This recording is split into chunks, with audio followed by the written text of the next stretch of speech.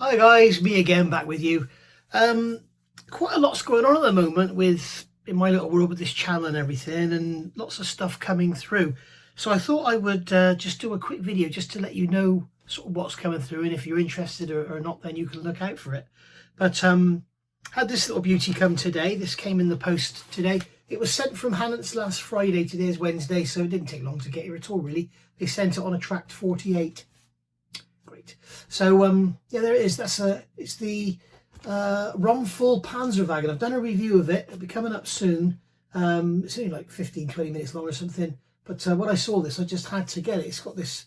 It looks like some sort of fictitious cartoon character, doesn't it? It looks like something off of Dastardly and Muttley. But yeah, it's a lovely little kit. Really spooky, because I looked at this after I was looking at the wing stuff. I thought, I'll see what Copper State models do. And I saw this and I thought, oh, that looks nice. And then that afternoon, somebody messaged on the Wings review and said, you should do a Copper State models review. Spooky. So anyway, there we go. Staying on the World War I theme, I've also had Ray Rimmel Windsock Publications in touch. And as you know now, they've put me on their reviewers list, and they're sending me this book here. I'll show you this. This is part 2 now, done by him and Richard Alexander, and this is covering the 132nd and 124th DR1, Fokker DR1 from Meng. That was originally the Wings kit, as was the 124th scale as well. So somebody commented in the week they've actually built that kit, put it next to another World War aircraft, and questioning the scale. And I'm like, no, it really is tiny. It is a tiny little airplane. So if you've built one of those little Fokker triplanes, they are tiny, and they kind of look too small against everything else, but they just were very small. So that's that one. That book's going to be long. It looks like a very nice book, and on the cover it's a beautiful display of a crashed aircraft. It looks really great. It's a beautiful diorama, isn't it? Well done. Well, very well done. So today you've seen me do the SDKF said 251 update review. That's coming from Pontos via King's Detailing, just like that Yamato set did. Bear in mind that's for the Trumpeter kit, not the Das Werk kit. But there may be some parts in there that are better. Somebody has actually commented on that video that there are issues with the kit, and I'm sure they must be talking about the Das Werk kit, because they're talking about incorrect detail under the hood or under the bonnet, and the Trumpeter kit has no detail under the bonnet. So that's worth looking up for, and no doubt somebody will come up with corrections for that should you want them. A little video here for you now, a little sort of 10-second video snippet. Quick Tracks have been in touch. I asked their guy if there was any chance they would do Challenger 1 tracks, because I've got the Trumpeter Challenger 1. You can see it there, I think. Just down there, I think that's it there. Yeah, I've got the Trumpeter Challenger, the Tamiya Challenger 1. And I noticed there's no real aftermarket tracks for anywhere. There used to be some, but they don't seem to be available anymore. So I said, could they do some? And sure enough, they've done them. And here's a video to show you them in complete working order. They look really, really nice.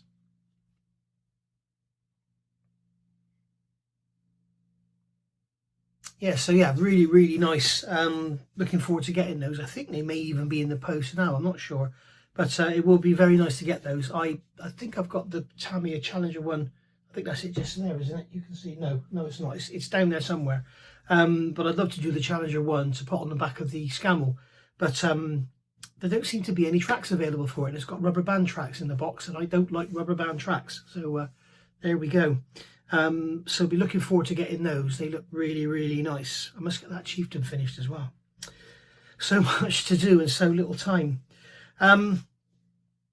So yeah, I've also had some great news from Hong Kong Model. They are about to release an A20J/K. This is a glass nose version. Now, I've had a quick read up in my brilliant book, and basically the J is a glass nose version of a G, and the K is a glass nose version of the H. And the only real difference between the G and the H was the H had a different engine. I'm assuming it was slightly more powerful. But apparently that's the only difference. But there's a lot to read about that aircraft. When they changed to a glass nose, they obviously took so much weight out of the nose with the guns and ammo and everything, it became like a very close to being a tail sitter. So they had to sort of get some armor in there to protect the fourth guy, because you got a fourth guy in there now. He was a sort of bombardier outlooker sort of thing, observer. And they would basically put one glass nose A20 with the bombers, the Gs, and then that one guy could tell 10, they'd put one out with 10 other aircraft, sorry, with 10 Gs, and then he could tell them when to drop their bombs. So apparently, yeah, with no bomb sights or anything, obviously the Gs were quite inaccurate at dropping their bombs. So so yeah, that's a new kit coming from Hong Kong Models, and they're going to send me one. They've already said they're going to send me one, which is absolutely brilliant. And he said I can also announce that they are going to supply in that kit. They're going to supply their metal undercarriage. Now, I've seen a picture of it. I haven't actually held it physically in my hand, but it looks like it's white metal. And I've suggested to him, he asked what I thought, and I said, yeah, great, have a metal undercarriage, but the trouble is, if all you do is copy the kit parts, then yes, you've made metal kit parts which are stronger than plastic kit parts, as long as they're not soft white metal. But the trouble is, it's joining them together. Now, we all know that when you assemble plastic parts, you use something like Tamiya extra thin, you weld the parts together. When you use metal parts, you generally superglue them together, which tends to be quite brittle often and not very strong at all. So I suggested that he could perhaps make the nose gear in one piece with the A on the top. And he hasn't come back, so I guess he's looking into that, but that would be, great if he could do that. So yeah, some pictures of that have been up while I've been talking. So very, very nice. Looking forward to that. That'll be a very pretty aircraft. I must get, again, that's another kit I must get on and do, the A20G. That should be a pretty quick build. It's quite simple. We've got all the Edward stuff to go in it, but shouldn't be too long at all, that one. And finally, some great news I've realised from the A20G Facebook page. I thought my wheels had got lost. If you remember, I spoke to Edward about the wheels being too big. I wasn't sure if it was me that told them or somebody else told them, or they realised themselves or whatever. But I assume they came back to me and said, yes, they are wrong. We are going to correct it. And they instantly took all their stock down and marked their website as unavailable. Hannants did the same. The only thing I worry about with Hannants is they've got the big sin set, which includes the wheels, and they may be the old wheels, but whatever happens, you will be sorted on the new wheels. I thought Edward had sent me mine and they got lost in the post, but apparently they have only just been, they've only just finished the modifications and they sent some out. So that's great news. Looking forward to getting hold of those and show you what they look like. We'll have to buy another set now for the JK version, so we shall see. So there we are, guys. So that's basically a little sort of roundup of what's coming. Obviously there's going to be other stuff as well as is going to arrive. But yeah, very, very busy times. I need to get my ass in gear and get some building done.